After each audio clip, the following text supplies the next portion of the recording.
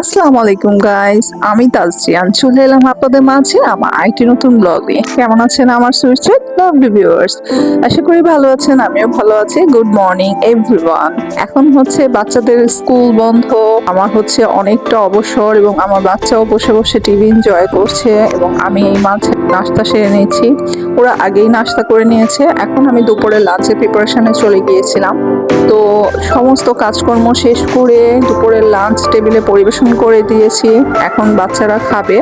আজকে আমি একটা রুই মাছ রান্না করেছি এবং গাঢ় ডাল রান্না করেছি। মূলত রুই মাছটাকে ভেজে তো ভাজি করেছি, আর এটা খেতে আমার বাচ্চারা বেশি পছন্দ করে। আমার কাছে হচ্ছে গিয়ে যে মাছটাকে ভেজে রান্না করতেই বেশি ভালো লাগে, আমার কাঁচা মাছ খেতে ভালো লাগে না। তো যাই হোক, এটা দিয়ে আমি দুপুরের লাঞ্চ আজকে সেরে নিব এবং দুপুরে লাঞ্চ সারার পর আজকে এটা একটা আয়োজন করব। সেটা হচ্ছে যে আমি আজকে একটু পিঠা বানানোর জন্য ট্রাই করব। আসলে হয়েছে কি, আমি কিছুদিন আগে কিছু অনলাইন পেজ থেকে গুড় আনিয়ে নিয়েছিলাম, তো সেই গুড়গুলোকে কাজে লাগাতে হবে। তো সেই জন্যই একটু প্রচেষ্টা বলতে পারেন। আমি আসলে ভালো করে সেরকম করে পিঠা তৈরি করতে পারি না। আমরা ঢাকার মানুষ, পিঠা হয়তো বা আমাদের ওরকম করে বানানোর অভ্যাস নেই। গ্রাম বাংলার মানুষরা হয়তো পিঠাপুলি করে থাকে এবং সেটা দেখে খুব একেবারে কি বলবো, জিভে জল চলে আসে। তো যাই হোক, একটু পরে লাঞ্চ সেরে নিচ্ছি এবং ওই যে বলেছিলাম পিঠা করব, তো দেখুন আজকে আমরা মা মেয়েরা মিলে ট্রাই করেছি পিঠা বানানোর এবং জানি না কতটুকুন হয়েছে। শেপ তো সুন্দর হয় নাই, বাট ট্রাই করেছি। আলহামদুলিল্লাহ, খেতে অনেক দুর্দান্ত হয়েছিল, মানে সেই লেভেলের জুসি এবং টেন্ডি হয়েছিল পিঠাগুলো। বাট আমার পিঠাটা হচ্ছে যে একেবারে সুন্দর যে একটা গোল শেপ হবে, সেই শেপটা আসলে হয় নাই। বাট পিঠাটা খুব দারুণ হয়েছিল, এটার মধ্যে ভরপুর নারকেল ছিল এবং ভরপুর গুড় দেওয়া ছিল। যাই হোক, পিঠা খাওয়ার পর আমি তৈরি হয়ে গিয়েছি। আজকে আমার একটু বাইরে যেতে হবে। মূলত হচ্ছে যে আজকে একটা ডিসকাউন্ট অফার চলছে। তো আমার ফ্রেন্ডই আমাকে ফোন দিয়ে বলেছিল ডিসকাউন্ট চলছে, তুমি যে কিছু কেনাকাটা করে আসো। তো আজকে সেটার উদ্দেশ্যেই বার হব, দেখি কি আনা যায় এবং কি কেনাকাটা করা যায়। তো বাচ্চাদেরকে বাসায় রেখে আমি এবং আমার মেঝো মেয়ে চলে যাচ্ছি। এখন আমি তৈরি হচ্ছি, দাঁড়ান একটু আমি আমার চশমাটাকে এবং আমার চুলটাকে একটু ঠিক করে নিচ্ছি। চলে এসে পড়েছি আমি স্টোরে।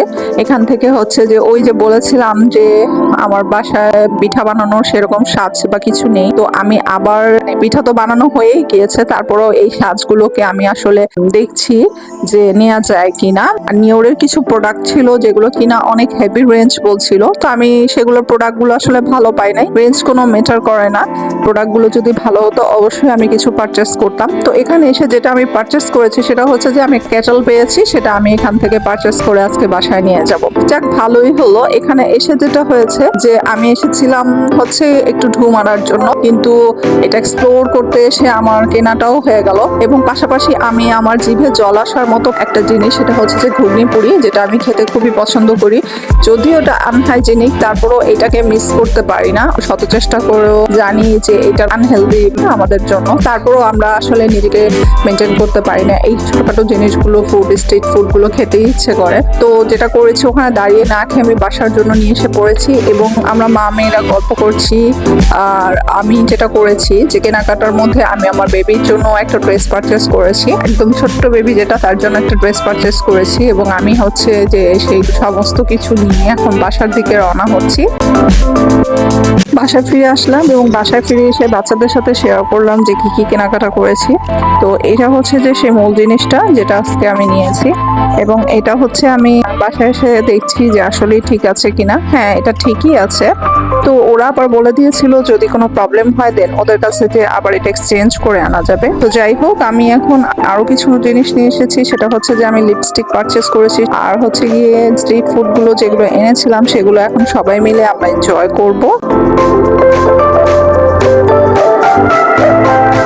ওই যে বলেছিলাম যে লিপস্টিকটা কিনেছি সেটা আমার মেয়ে ট্রাই করছে এবং যে ড্রেসটা বেবির জন্য পারচেস করেছি সেটাকে দেখছে। তো এই মাঝে আমি আমার ব্লগটা এখানেই শেষ করতে যাচ্ছি। আমার ব্লগগুলো যদি ভালো লেগে থাকে অবশ্যই আমার ব্লগগুলোকে লাইক, কমেন্ট, শেয়ার করতে ভুলবেন না এবং অবশ্যই আমার চ্যানেলটাকে সাবস্ক্রাইব করবেন। ততক্ষণ পর্যন্ত আমি তাজরিয়ান আজকে এখানেই বিদায় নিচ্ছি। So love you viewers, till then take care, bye by.